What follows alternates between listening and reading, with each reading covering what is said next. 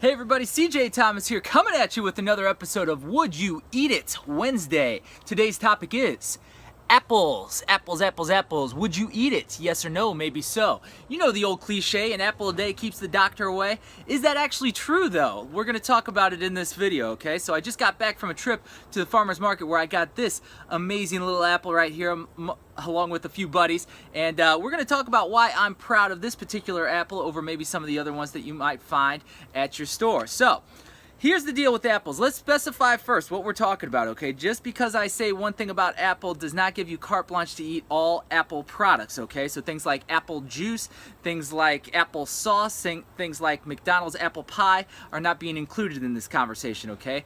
Juice, obviously, you know, high concentration of fructose. We have to be very careful of that. Apple sauce, you know, if you make your own, maybe one thing, but, you know, another thing, if you're buying apple sauce at the store, usually has some added sugar ingredients that we may not want in there. McDonald's apple pie should speak for itself, but you got other products too, like apple cider vinegar, which can be actually very, very beneficial probiotic drink for you. Not a drink, but something that you want to use a little bit here and there, okay?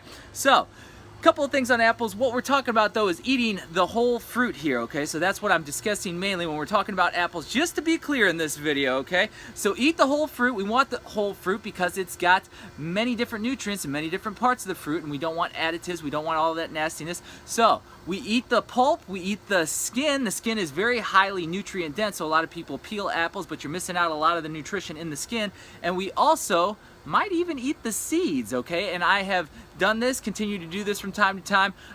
You know, I get down to the core and I just keep chomping, okay? The first time I saw this happen was one of my younger brothers did this, ate an entire apple, ate the core in front of me, and I about flipped out. I was like, are you freaking kidding me? Apple seeds are poisonous. Apple seeds will kill you. They've got cyanide. You need to go make yourself throw up right now. And he kind of laughed at me, and long story short, he didn't die. Nothing happened to him. He didn't get sick, anything like that. So this is a practice that I adopted after I did some research on apple seeds, okay?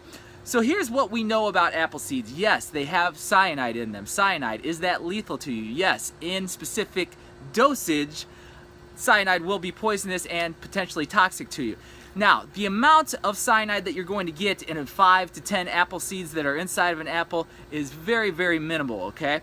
So, in those low doses, it has been shown to possibly be anti-cancerous, okay? So those small doses can be poisonous to cancer cells selectively and not, you know, so much cyanide that it's poisonous to your body overall. So I found that interesting, and there's heated debate about this, topics online, but I can tell you that I've been eating the core, and I just thought that was a little bit of fun fact for you. Yes, you can get away with eating some seeds, and it may even be beneficial to you, okay? So you don't need to go, if you accidentally swallow a seed, it'll probably stay intact in your system. If you actually chew up the seed, that's when your body processes it, and you may get some of the benefits as well as some of the cyanide. If you're totally scared about that, don't eat the core. Forget I said anything. I just thought that was interesting, okay? So, next point. Apples are seasonal, okay? Much like pretty much every fruit out there, apples are very seasonal. They're only good one time a year. When I go to the farmer's market, like I just went to at locally here at Schlafly Bottle Works here near me in Maplewood, the apple man that I go to, it's Blue Heron Farms, I believe is the name. My apple man, he's only there, you know, pretty much 1 month, maybe a month and a half, 2 months of the season. That's because apples are only, you know, when they're grown properly, when they're grown organically, which we're going to talk about here, only come out at a certain time of the year. Now, when you go to the grocery store, you would never know this. You would think apples are readily available at all times of the year because they're imported from different countries and that kind of thing.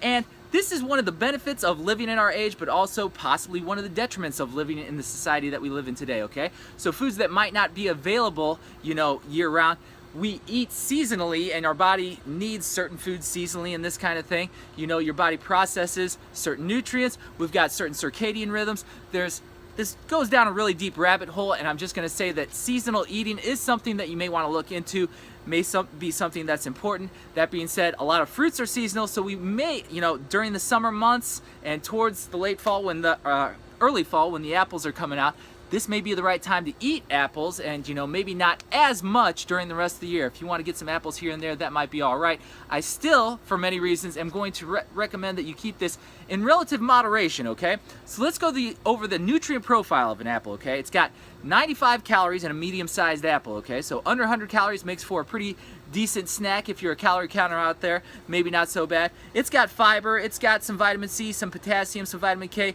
B6 and manganese in low quantities. So yeah, there are a few vitamins and minerals in there, but the thing it's highest in is sugar, okay? We've got 19 grams of sugar in a medium-sized apple, okay? So that adds up pretty quickly. So sugar is one of the things we want to limit and keep out of our diet for a lot of reasons, including diabetes, including fat gain, including, you know, all these things.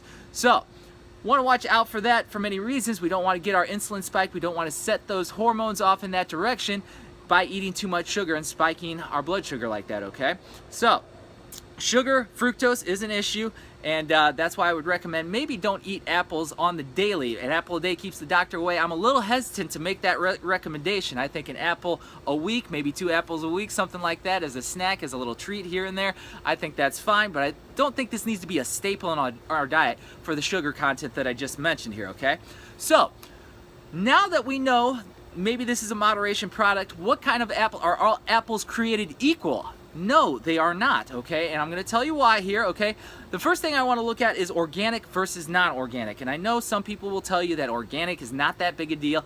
I happen to be on the other side of the fence on the organic thing. So I think organic is important, and especially when it comes to apples, okay? So this is an organic apple, and the apple man only comes to the apple market, to the farmer's market, one time during the year because it's a seasonal product, and when he grows them organically, which he does, he uses 0 pesticide. I get to talk to the farmer directly. One of the reasons I love the farmer's market, you can talk to the farmers and see how they're doing things over there. He uses 0 pesticides, 0 of that junk, but the consequence to that for him, you know, last season he didn't have a very good crop of apples. He almost had nothing to sell at the market. So that can be bad for that reason. That's why, you know, supermarkets and this kind of thing, you know, source from companies and go towards bioengineering and this kind of thing and use tons and tons of pesticides to save their apple crops and make sure that they're able to make these apples available year-round. So, good side and bad side to that.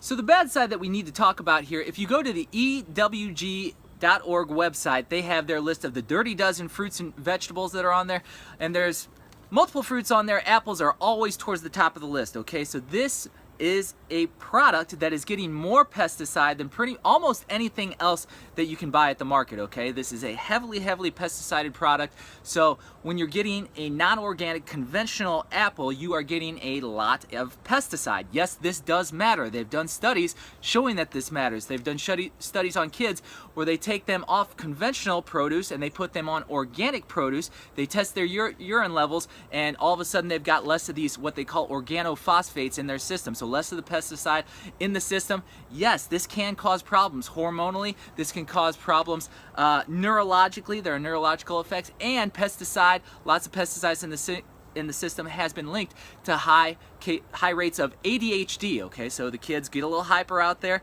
You know, this is all related, okay? So the foods that we put in our body have an effect on the way that we operate in the world, the way that we feel, the way that we're energized, the way that we're storing fat. You know, we think food is just food. We just need to fill the hole. We just need to count the calories and we'll be fine.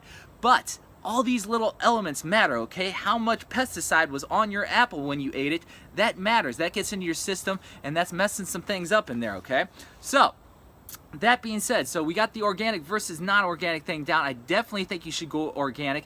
Now, you'll notice on my apple, this is an organic apple. This has some blemishes on here, okay? So the apple man who does it organically with no pesticides, yeah, you're going to get an apple that maybe has a couple blemishes, a couple spots, a couple things that aren't picture perfect on it. But that's how real food is, guys, okay? And even this is a hybridized version of what it used to be. So we're going to go into that in a little bit, and I think this is really interesting. But one other product I will mention is genetic modification apples, okay? So those are coming to the market now.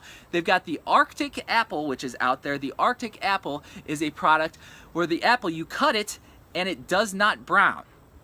Does that seem weird to anybody else? Okay, an apple that does not brown, okay? It reminds me of another product that's out there called a McDonald's cheeseburger that you can leave in a coat pocket, forget about it, come back to it a year, 2 years later, pull it out of the pocket, and that cheeseburger is still in the exact same condition as it ever was, okay? The mold doesn't even want to eat it, okay? So this is something that you got to watch out for. If your food doesn't deteriorate, this is kind of a warning sign that maybe this isn't something that's going to nourish your body.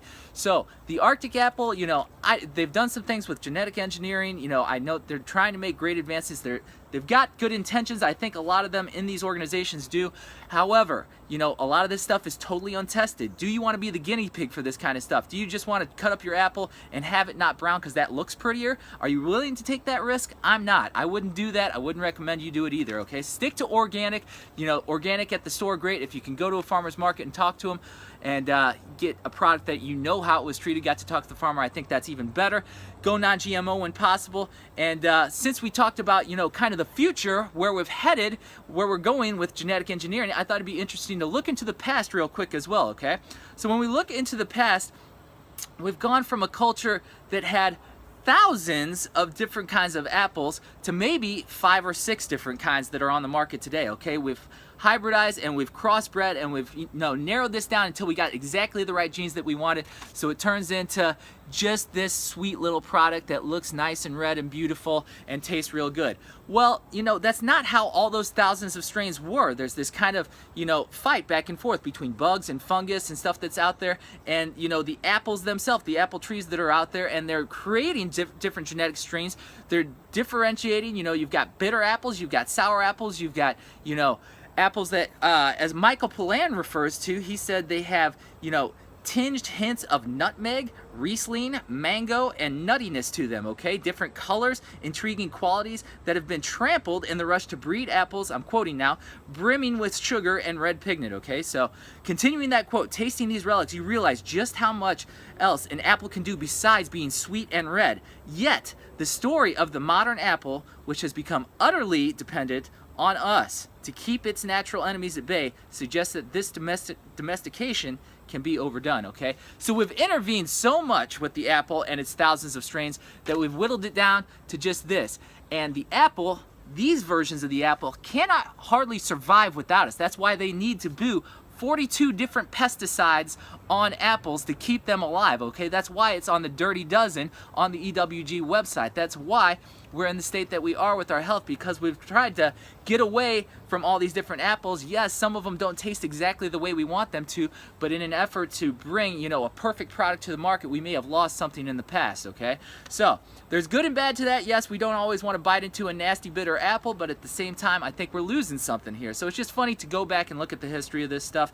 I thought it was also a fun takeaway that they've actually got an orchard museum in Geneva, New York, where they keep thousands of these strains of apples alive, just in case, as a reference point and as a means to, if we really, you know, mess up apples for good, you know, with bioengineering and this kind of stuff, there is still a place where we can harvest the original genes, come back and maybe start over again. You know, I get concerned about this stuff. I get concerned about the way food is going.